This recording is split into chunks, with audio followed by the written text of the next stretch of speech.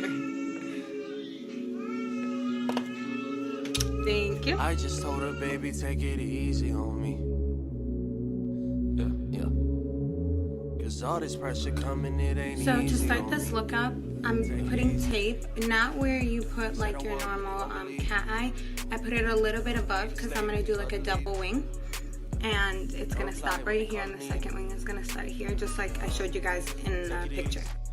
So to start this look up, I'm using the Prism palette. I just got it a couple weeks ago, but I'm obsessed. So, and we're gonna be going in with Saturn, which is the third to last color right over there. That's what I'm starting. When you call, I always call you back. I switch lanes, but I never go off track. Speak my mind each and every time I rap. What's that? Facts, and I bounce back. The key is blending. I like to use a really big, thick brush. Some are synthetic, some are actual hair, but just as long as you have a thick brush, then in there with some color. Always work outward. Using the Dare to Create palette, and then I'm going in this red color.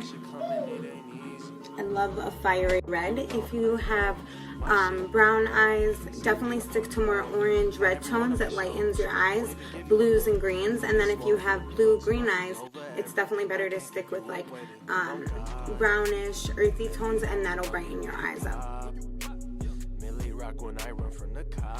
Work your way from the crease in. I like to deepen the crease, and then it gets lighter as I go, and just blend.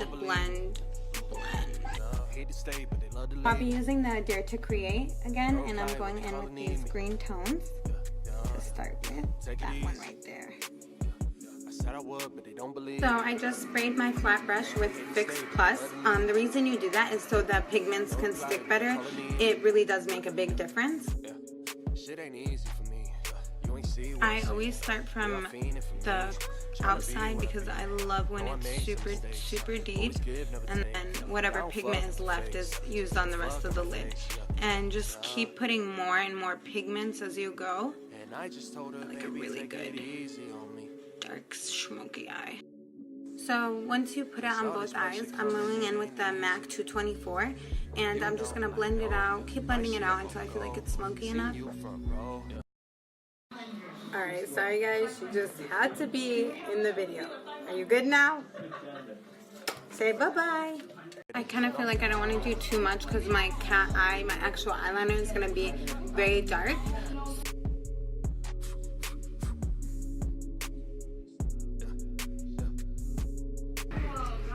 Ooh, that's like the best part. Yes. It looks crazy now, but you guys just wait.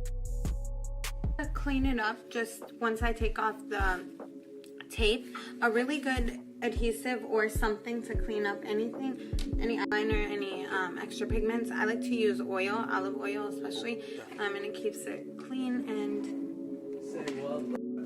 so I just put a little bit or whatever was left on my concealer brush. I kind of just went over it. Yeah. Cause all this pressure coming, it ain't easy on me. Take it easy. Said I would, but they don't believe me. They hate to stay, but they love to leave me. No reply when they call and need me.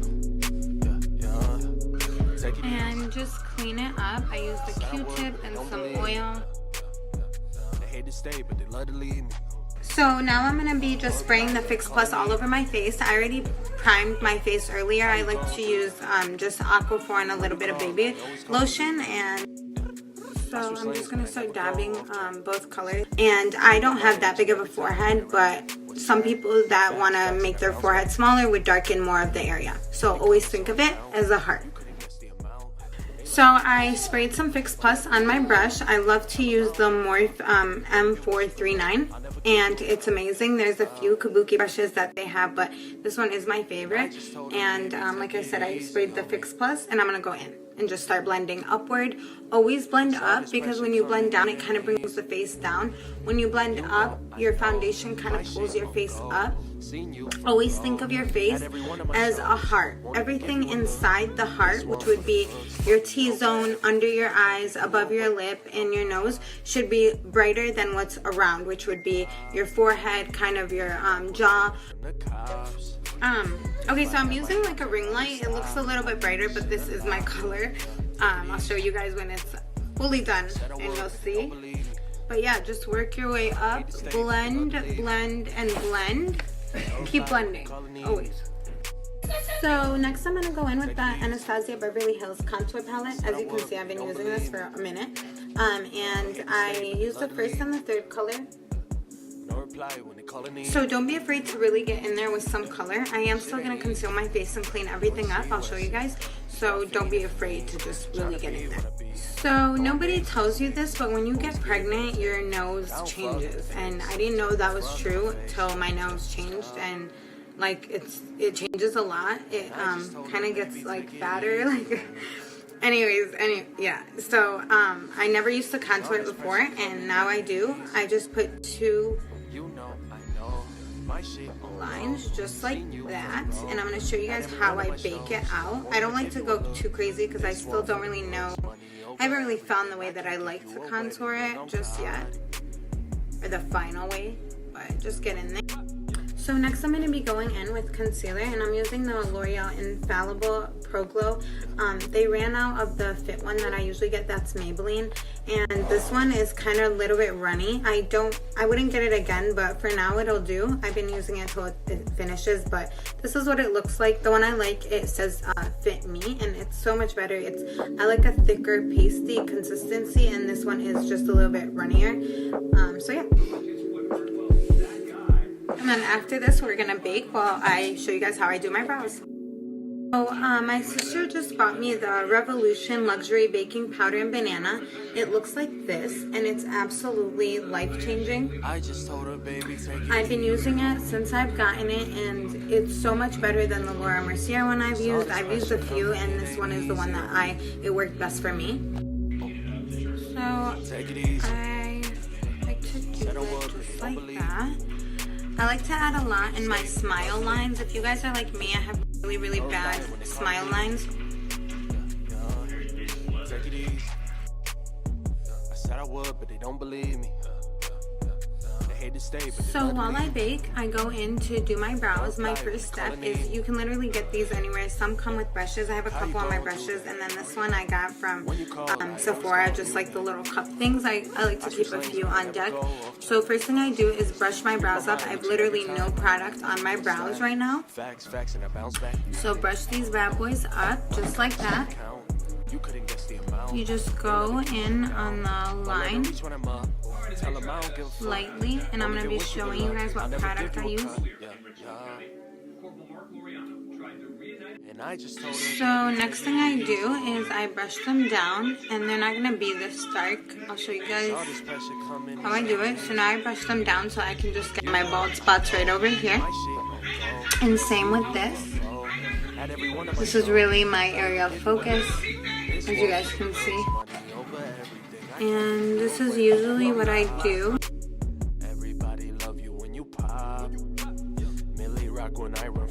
So if you feel like your brows are a little bit dark, you can go over it like lightly with like a beauty blender or whatever it is and lighten them up. I'm going to show you guys the final look. It won't be as dramatic and harsh. So now I'm just going to brush off what I bake. So I'm just going in with a little bit more, because like really there can never be enough. Bottom. Then on this side, work your way up. So now I'm going to be finishing up the look. So what I'm going to do is start with the eyes, just the final touches. I'm going to start with the bottom, like your waterline. So I love to go in with Saturn in the Prism palette, which is this bad boy right here. And it's the same color that I started out with. Just like that. This brown right over here.